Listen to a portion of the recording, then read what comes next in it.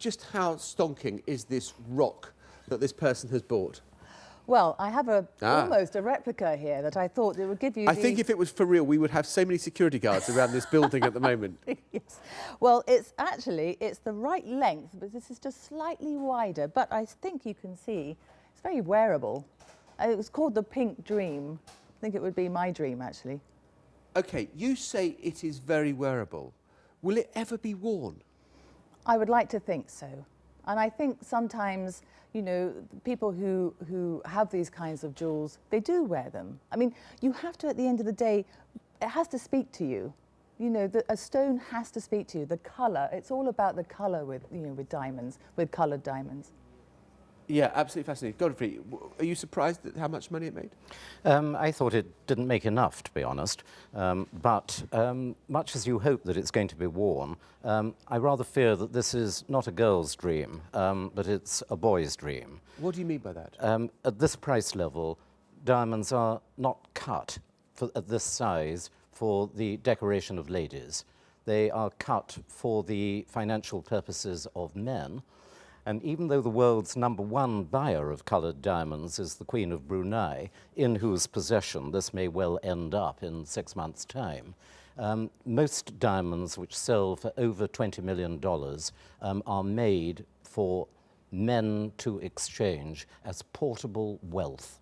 So, yeah, go on. Well, I was just going to say that to actually cut a diamond of this size is huge amounts of skill as well. I think in all the industry in the jewellery world, cutting stones and cutting gemstones is the hardest and the most skilled of the lot. Nonetheless, it's a question as to why this 132 carat rough did not yield 12 stones of 5 carats rather than 1 stone of 59. I think it's a challenge. It's a challenge to make the 1 stone rather than cut it up into smaller stones. It's rather easier to cut one huge stone than the intricacy of cutting lots of very tiny ones, or is that not true? No, not necessarily. Remember, with actually cutting a stone, you've only got one chance.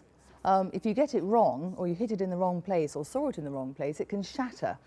I mean, a pink diamond, we think that it is the stress in the crystal lattice of the carbon structure that turns it pink. So the fact that there's stress in it already, to actually cut it up into lots of small ones, just really, it would be too much of a risk as well. And also, there is far more importance in one stone than in lots of small ones. Yes, which is about the money decision, is Godfrey's that's about point. diamonds and that's about girls. I think this market is totally different. There are in the world over 100 flawless diamonds, white diamonds, over 100 carats, washing around invisibly, unknown and unlocated by taxmen. They exist because that in the palm of your hand can go on a yacht or a private jet from country to country, moving invisibly, settling debts, settling transactions away from tax inspection. And most of all, if you have to move in a hurry, this is perfect. So not blood diamonds, but just a bit dirty? No way. The defining story was the Emir of Kuwait with Saddam Hussein on his border in 1990. The Sunday Times told us he got a telephone call from a guard saying they'll be in your palace in 2 hours, Your Majesty. And in 20 minutes, the Emir was in his helicopter with 80% of his wealth in a bag on his back. That is what portable wealth means. That is why huge stones are cut at this level and find buyers at these prices. But they're very, very rare to find. I mean, I look at it just from a pure gemologist point of view. And it's wonderful. And I think it's wonderful. I think the colour wonderful. is amazing. For me to get excited to see a beautiful colour in a gemstone when there's only 12 that are only over 24 carats, yes. and there's only 5 this big, and slightly bigger than this, and the colour is just extraordinary. There's no vivid stone. Who makes the decision? Because, as I understand it, one 10-carat diamond is going to be worth an awful lot more than 10 1-carat diamonds. Correct? Is that broadly correct? Yes, definitely.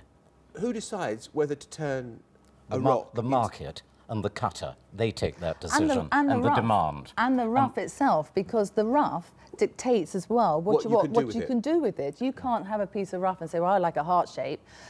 and it's not going to yield that. It depends on the type of rough you've got to play with as well. So who decides? So there are people. So the diamonds come out of the ground. They get, and then they. I don't know. The diamond mine, is that where people decide? Right, that's suitable for, you know, small little kind of half a carat engagement rings. Absolutely. That's suitable for this. Yes, I mean, when I was valuing rough diamonds, it was 12,000 carats, 12,000 different categories a rough diamond goes into, and it all depends on the big stone, especially the 5 carats plus. Sorry, I'm fascinated. Where were you? I don't know. Where does a diamond valuer work? Where were? Well, it's now in fact all gone back to Africa, but it was in Holborn with the DTC. Right. Okay. And then you would sift through them and decide what each one was worth before anyone had started cutting and polishing. Yes, because to price the rough, you've got to work out what polish you're going to get out of it. And so from the bigger stones, from the 5 carats plus, you would spend maybe a day marking it out with a pen and ink, literally, thinking, should you cleave it here or cut it here? And it's still the human eye. You can have a big stone, but with a flaw in it, a natural inclusion, or do you go for the small stone with no inclusions?